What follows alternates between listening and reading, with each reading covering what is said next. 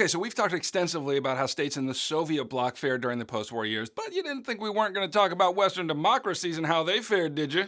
You so crazy. So if you're ready to get them brain cows milked democratically, then let's get to it. Now, back at the beginning of this unit, we talked about how right after World War II ended, Western Europe was in a bad way economically. But then came along those sweet American dollars in the form of the Marshall Plan, which invested $13 billion into Western Europe's reconstruction. And all of those states that accepted Marshall Plan dollars enjoyed more or less a drastic increase in prosperity during the 1950s and 1960s. Now, to be clear, it wasn't only the Marshall Plan that led to this unprecedented growth in European economies, though it certainly helped to get it off the ground quickly. In addition, many European governments made strong policy decisions that put economic recovery at the forefront. And mainly this was because these states saw what happened after the First World War. You remember that global economic crisis called the Great Depression? Yeah, they did too, and so these Western states put forward economic policies to avoid a repeat of that disaster. So for the most part, Western European states after the war embraced liberal democratic principles and Keynesian economics. And if you don't remember what that is from Unit 8, then let me explain it up real nice for you. Keynesian economics basically comes down to the idea that it's the government's job to stimulate the economy, and it does that by increasing government spending. And so during the 1950s and the 1960s, Western democratic states increased their government spending by roughly a metric buttload. And one of the significant effects of governments taking a major role in the economy is that they began offering significant welfare benefits to their populations. Now, when we're talking about governments offering these kinds of social programs to their people, the term for that is welfare state. So many Western European nations now became welfare states during this period, and let me show you how that worked out. But hold on, I said now became welfare states as if this was a new phenomenon, but that needs to be qualified. The welfare state had its roots in Bismarck's Germany in the second half of the 19th century. He implemented insurance for people who got injured in their jobs and old age pensions for those too old to work. So the newness that I'm referring to is how widespread this idea of the welfare state became in the post-war era. Now, it was Great Britain who led the way in establishing a welfare state, and many other European nations followed suit. In Britain, they established low-cost or no-cost universities, they subsidized healthcare benefits and unemployment insurance, just to name a few. These programs were implemented by the Liberal Labour Party, whose goal was to create a cradle-to-grave social welfare state. Now, maybe that sounds great. Everyone in society is going to be cared for from the time they're born to the time they die. But if the government is going to be responsible for all of this, that money has to come from somewhere, and where it came from was higher taxes. And for the most part, these programs were popular and people didn't mind the higher taxes just as long as the economy was good. But when two recessions hit, one from 1973 to 1975 and the other in 1979 to 1983, tax revenue decreased in Britain and across Western Europe as well, and the high level of government spending was difficult to maintain. In fact, so pronounced was the problem that economists had to invent a new term to describe it, namely stagflation. It was a combination of two terms, stagnant and inflation. So the economies of Western Europe were no longer growing, that's the stagnant part, but prices were rising like mad, and that's the inflation part. Even so, many Western governments still spent hefty amounts on their newly minted social welfare programs precisely because they were so popular. It's just that they had to continue that spending by running up budget deficits instead of paying for them with tax income. Okay, click here to keep reviewing Unit 9 of AP Euro, and then click here to grab my AP Euro review pack, which has everything you need to get an A in your class and a 5 on your exam in May. And I'll catch you on the flip-flop. Heimler out.